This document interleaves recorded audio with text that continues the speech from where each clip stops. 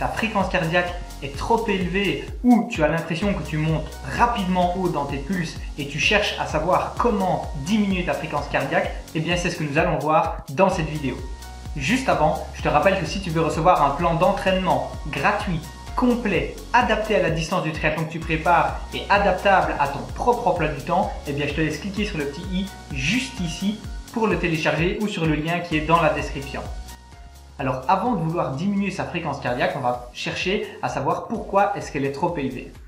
Ça peut être dû à un stress que ce soit interne ou à un stress lié à un facteur externe. Et donc là, je veux dire, on sort un petit peu du cadre sportif du triathlon.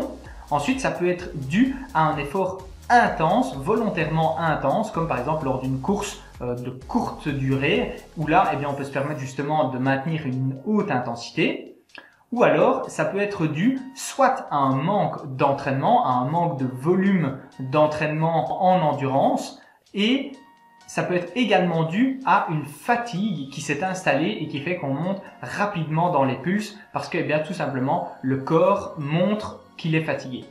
Alors quand c'est justement lié à de la fatigue, eh bien, il y a d'autres facteurs qui viennent montrer et mettre en évidence cette fatigue, et dans ce cas-là, ce qu'il faut faire forcément pour diminuer ses pulses, c'est tout simplement procéder à une période plus calme de repos. Par contre, comme c'est souvent le cas, c'est plutôt lié à un manque d'entraînement en endurance. Alors pour diminuer ses fréquences cardiaques, eh bien, il faut justement travailler plutôt en endurance fondamentale. Alors il faut savoir que l'endurance fondamentale, c'est plutôt la zone 1 et 2 dans le tableau des zones d'intensité cardiaque, en tout cas celle que moi je recommande sur le blog.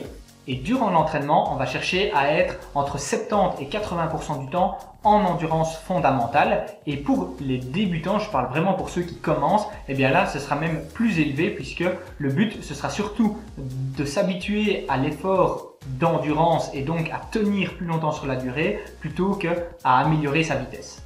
Et si tu veux justement savoir comment utiliser l'endurance fondamentale pour tes entraînements pour progresser en triathlon, j'ai déjà fait un article et une vidéo à ce sujet et tu peux les découvrir en cliquant sur le petit i ou sur le lien qui est dans la description.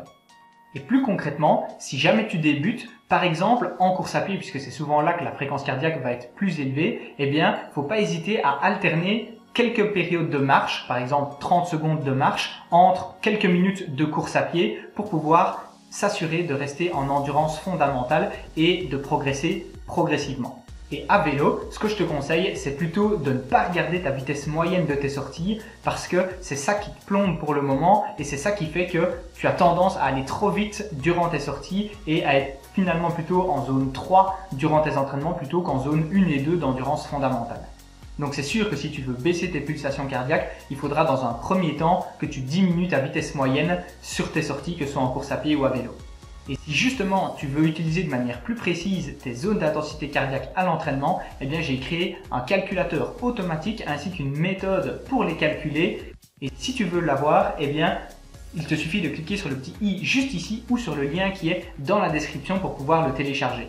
Par contre, tu vas voir que pour t'entraîner en zone d'intensité faible et en endurance fondamentale, eh bien, on est rapidement beaucoup trop haut, que ce soit en zone 3, voire en zone 4. Et ça, c'est probablement une des plus grosses erreurs qu'on commet à l'entraînement en triathlon, surtout quand on débute. Et ça va se traduire à moyen terme et à long terme à plus de fatigue, une augmentation du risque de blessure et le fait que tu vas stagner dans ta progression.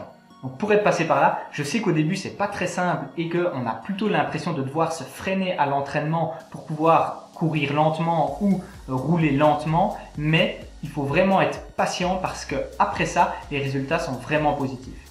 Et au final, c'est comme ça que tu retrouveras une vitesse normale mais avec des pulsations plus basses. Donc même si tu as l'impression que tu ne vas pas progresser avec ces séances, souviens-toi que en endurance, l'allure n'est jamais trop lente, par contre elle est très souvent trop élevée. Sur ce, si tu as aimé la vidéo, clique sur le bouton j'aime juste en dessous et surtout abonne-toi à la chaîne des triathlètes motivés qui veulent progresser en triathlon. Merci d'avance de le faire, comme ça m'aidera à t'offrir plus de contenu sur cette chaîne. Moi je te dis à très bientôt et rappelle-toi, on progresse ensemble et célébrons la magie du triathlon. Ciao ciao!